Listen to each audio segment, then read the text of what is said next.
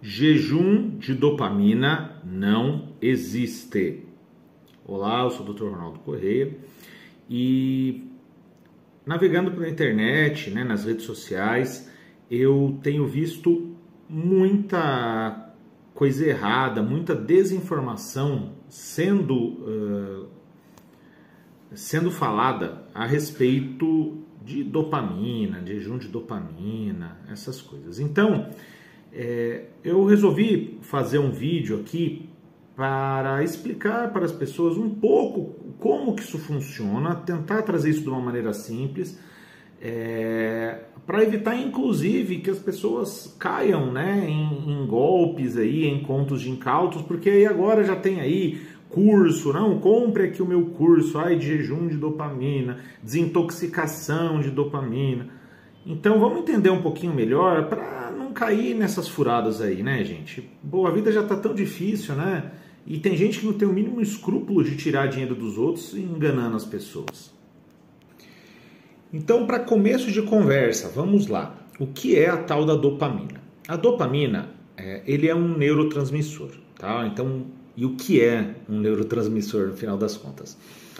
É uma substância química que um neurônio usa para se comunicar com os neurônios, com outro neurônio próximo a ele, tá bom? Então ele libera essa substância, não é que ele libera no sangue, não, ele libera diretamente de um neurônio para outro. Tem uma região que chama fenda sináptica, então os neurônios eles ficam muito pertinhos assim um do outro, sem se encostar, sem encostar um no outro, e aí um joga essas moléculas, são neurotransmissores, o que está do outro lado pega, e isso serve como um sinal, uma informação, fala, opa, eu tenho que entrar em ação. A gente tem vários neurotransmissores, e a dopamina é um deles. Tá?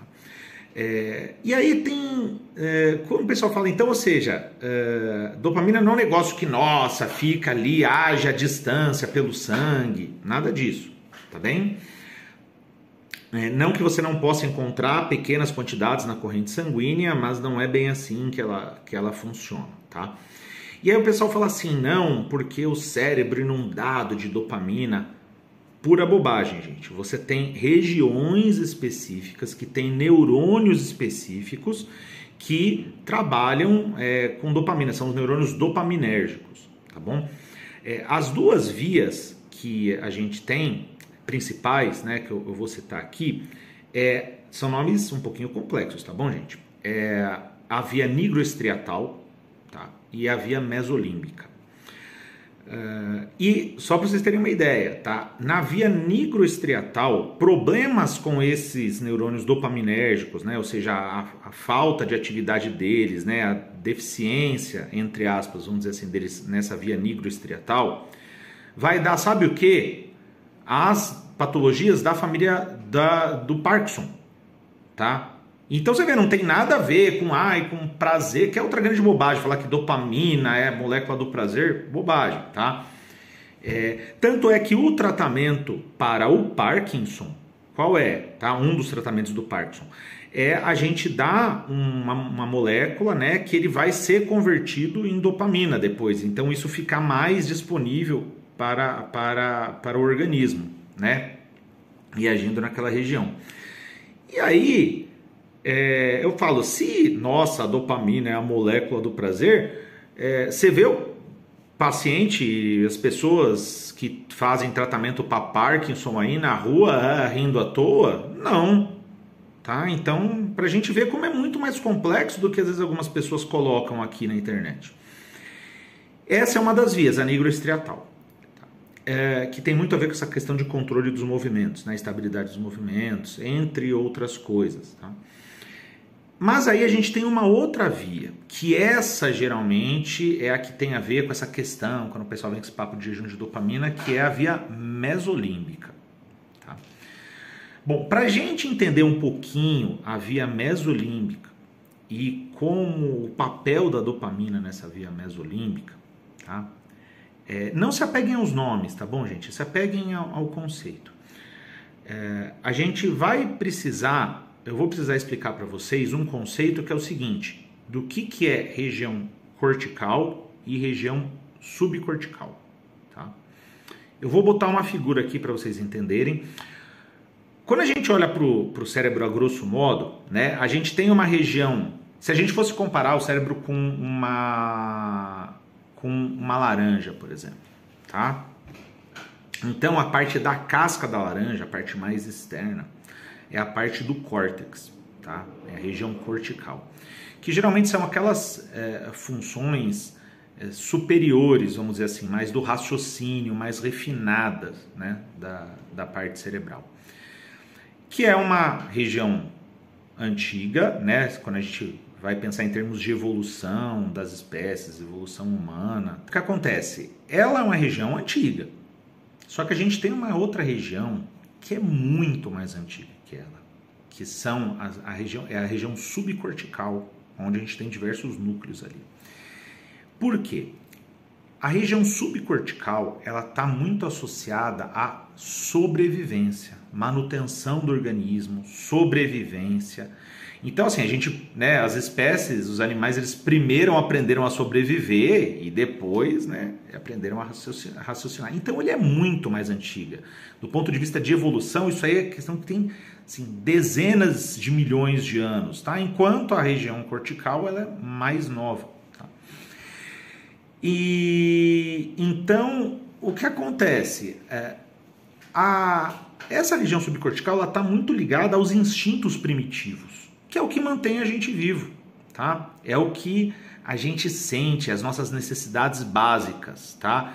E a região cortical, ela é o que faz a gente raciocinar, e muitas vezes a gente raciocina sobre isso. Então tem muita gente aí, né? Tá muito na moda, um certo movimento aí que tem...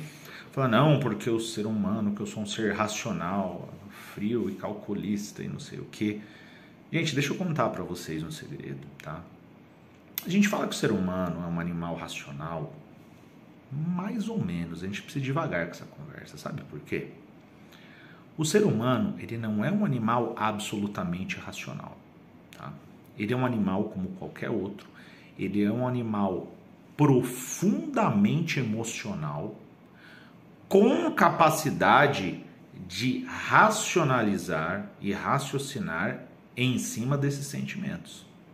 Tá? Não existe razão desvinculada de emoção. Isso não existe. Isso é coisa de filme, de cinema, de seriado. Tá? Ó, frio calculista, Peaky Blinders. Gente, não é na vida real. Tá? A vida real não é assim que funciona, não. Tá bem? Então, o que acontece? Essa parte mais subcortical, mais primária, né, mais primal, ela é muito forte na gente. Tá? Por quê? Porque é o que rege a nossa sobrevivência. E essa região mesolímbica, ela faz parte justamente, ela está dentro dessa região que a gente chama de região subcortical, tá? Então, esses neurônios... Então, vamos voltar lá atrás agora.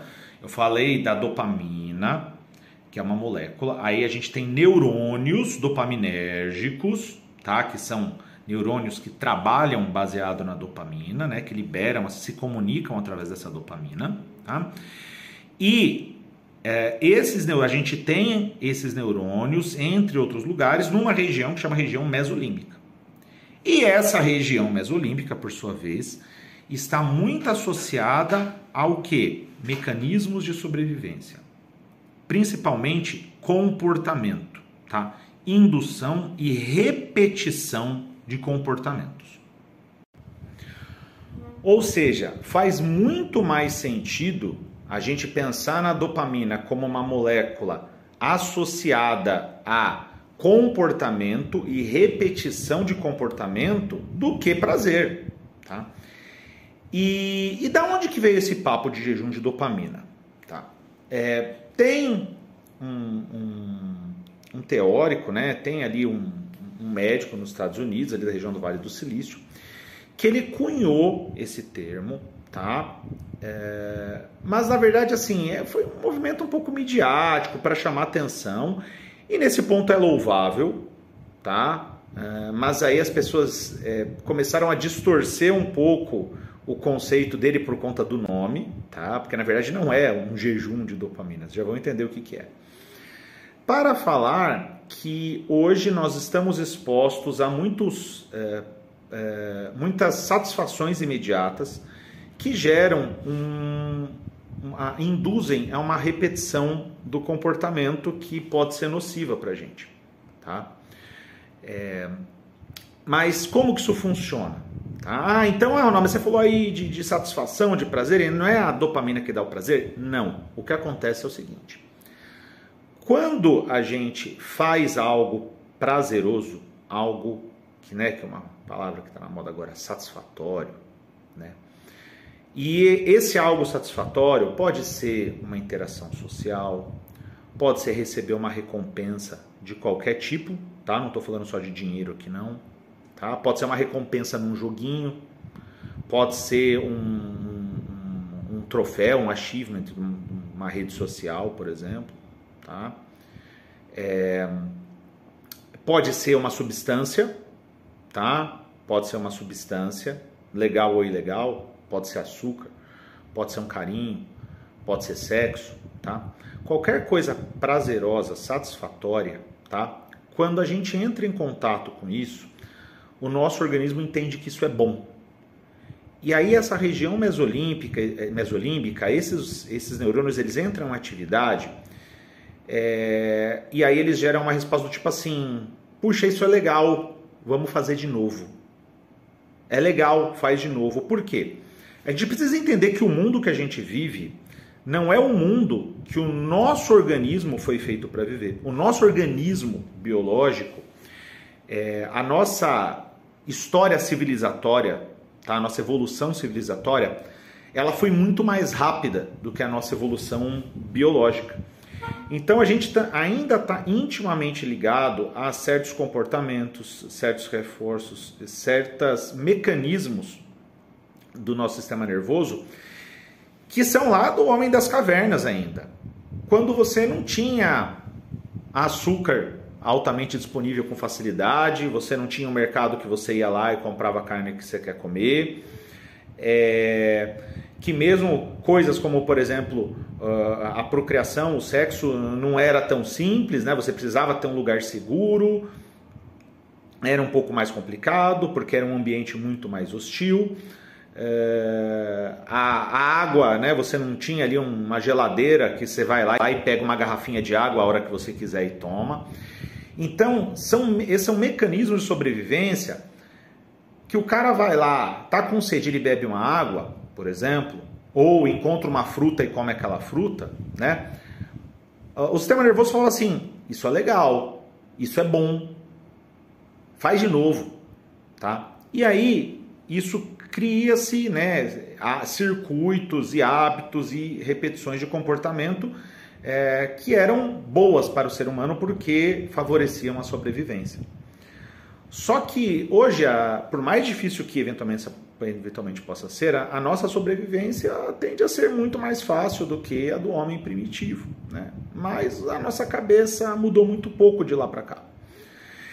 E uma coisa importante, tá? Essa questão de satisfação, de prazer, de ser satisfatório, não necessariamente é algo que a gente esteja sob o nosso controle, tá bem?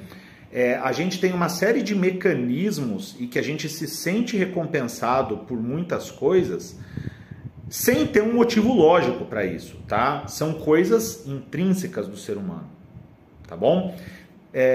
Que tem a ver não só com a nossa biologia, mas também com a nossa vivência.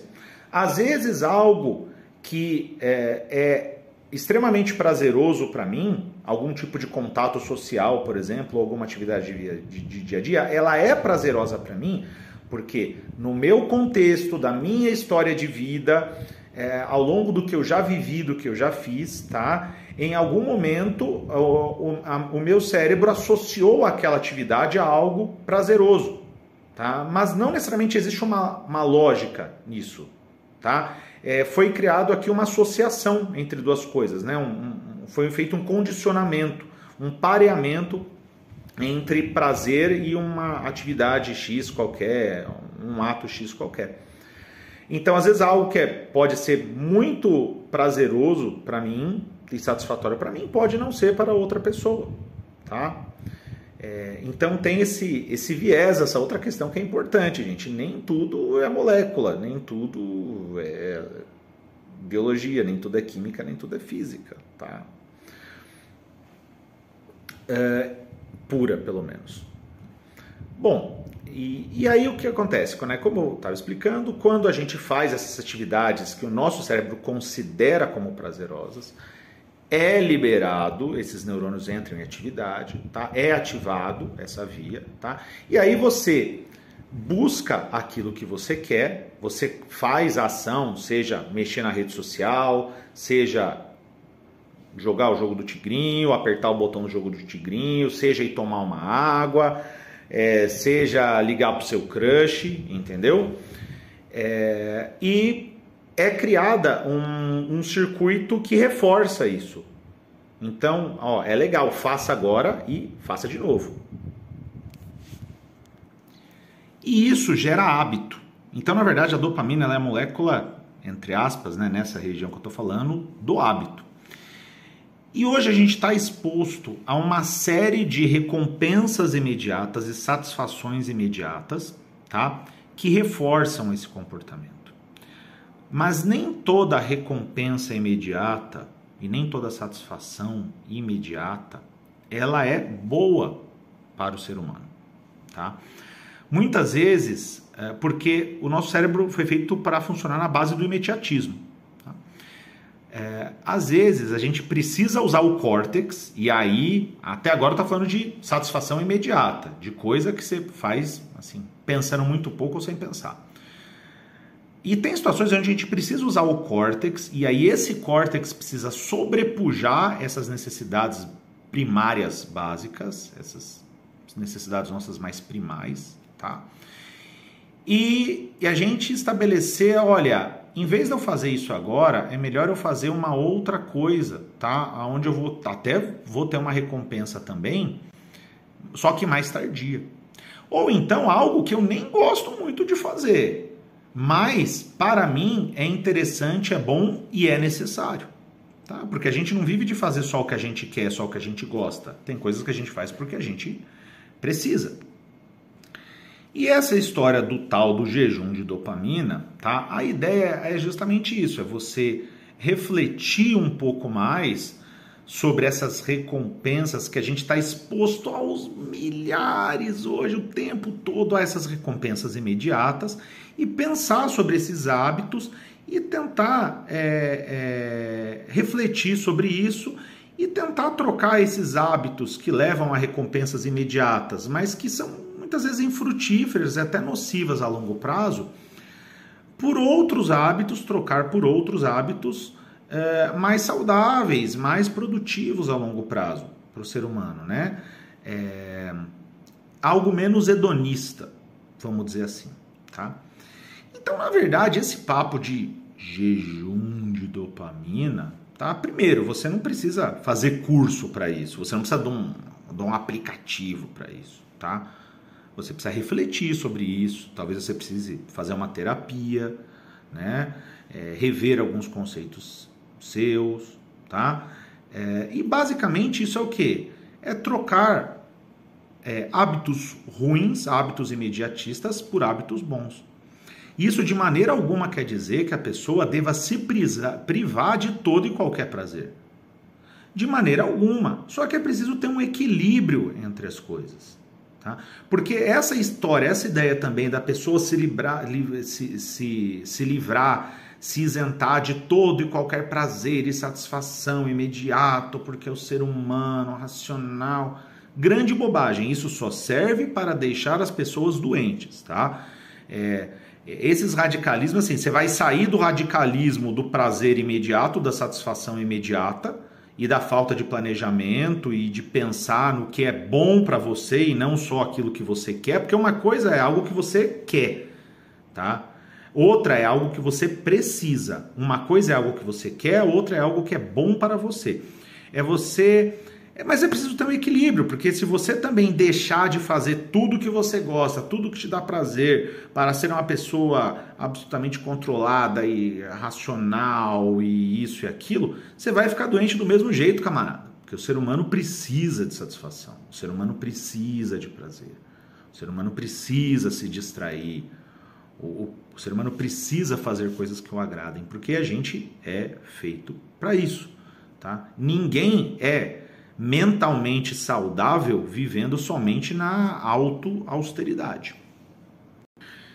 Então, basicamente, assim, essa história de cérebro inundado de dopamina, que tá dopamina isso, dopamina aquilo, é bobagem, tá? Não é assim também desse jeito. Dopamina não dá prazer para ninguém. A dopamina ela é liberada quando o organismo ele realiza ou é submetido a uma situação agradável, boa, prazerosa, justamente com a intenção de, olha, isso aqui é bom para o organismo, isso aqui está sendo interessante para a minha sobrevivência, está sendo legal, é bom fazer isso aqui, você deveria fazer de novo. Então, a dopamina está associada à questão de reforço de comportamento e não prazer, tá? Esse é um conceito muito errado que as pessoas falam, tá? E, basicamente, essa história do jejum de dopamina é um jeito midiático, tá? É um jeito novo, midiático, comercial até, de falar algo que a tua mãe, a tua avó, tua bisavó já falava para você, que é o seguinte: cultive bons hábitos. Então, em vez de falar em jejum de dopamina, vamos falar em cultivar bons hábitos. Pessoal, por enquanto é isso. Obrigado aí pela atenção de vocês.